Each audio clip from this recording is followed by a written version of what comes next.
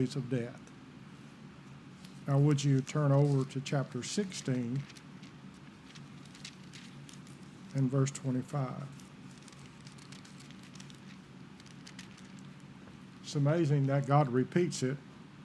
He said, "There is a way that seemeth right unto a man, but the end thereof are the ways of death."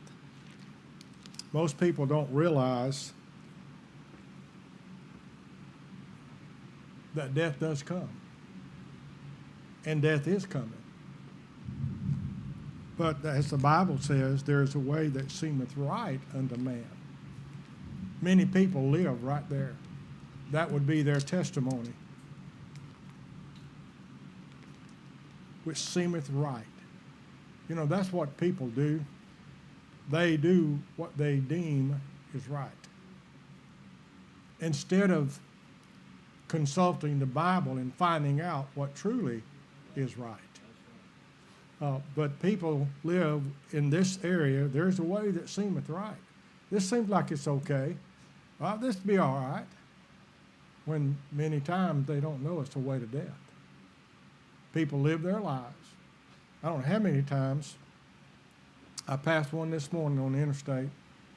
The truck was pulling a fine fishing boat. It made me envious. But no doubt, probably it looked like they were going fishing. There is a way which seemeth right unto man, but the end thereof are the ways of death. It's nothing wrong to go fishing. It's nothing wrong to enjoy life. There's nothing wrong with that.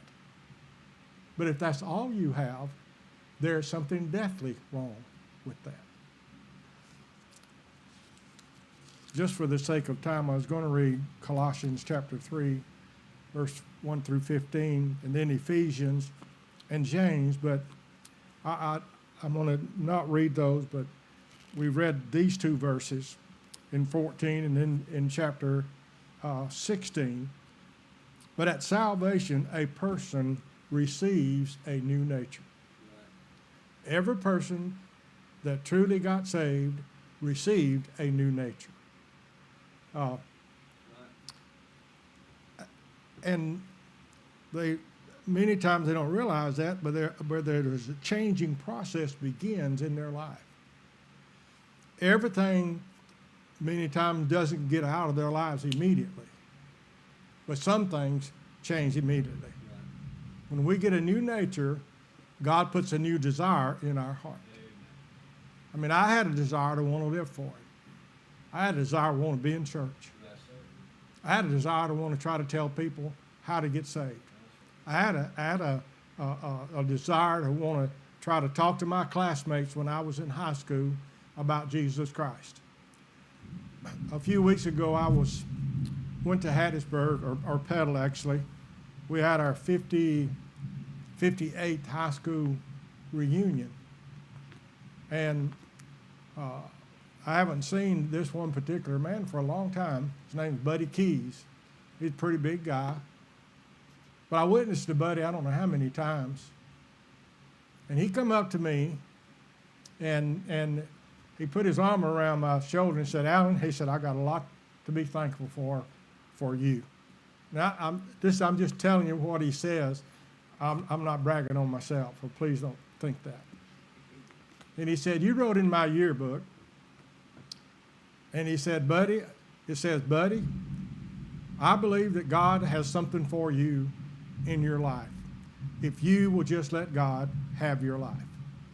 And Buddy wasn't saved. And I forgot all about that. I don't even remember now writing anything in his yearbook, but that used to be a big thing when I was in school growing up, when I signed everybody's annual. And he come up to me and he said, "Alan," it's the same thing that happened to you happened to me.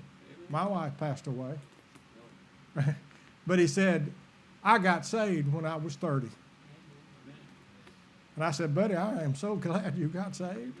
He said, "What you put in that book, I could never get away from it." And you know what he did? He surrendered to the ministry and pastored. It's the Southern Baptist Church, but he pastored that church for many years. His wife passed away. He stepped away from the church, but he's doing like I am. He's preaching in another little church out in the country. But that was a blessing to my son. There is a way which seemeth right unto the man, but the way they don't realize that if you don't do something about Christ, death is ahead. Do Christians die? Our bodies do, but we don't die. Our soul is saved, and it's saved forever. But at salvation, we receive a new nature. We receive and begin the process to be conformed to the image of Christ. But problems exist. What about the old man? The old man. You know what the old man is? Is our flesh. We deal with that. When you get saved, you get an enemy. And the devil's the enemy of our soul. He wants to stop us. He wants to make us quit. He wants to make us give up. He wants to tell us all kind of lies. And sometimes people listen into that, and next thing you know, they're completely out of shape. But the old man, the flesh, is still here with us. The indwelling principle of sin is in us still today. I mean, if you don't deal with sin, you might not be saved. Because every child of God deals with sin. Every one of us deals with right and wrong. And I want to tell you something. There is right and there is wrong. There's not no almost right or almost wrong. Either we're on one side or the other. We're right or we're wrong. I want to be on the right side.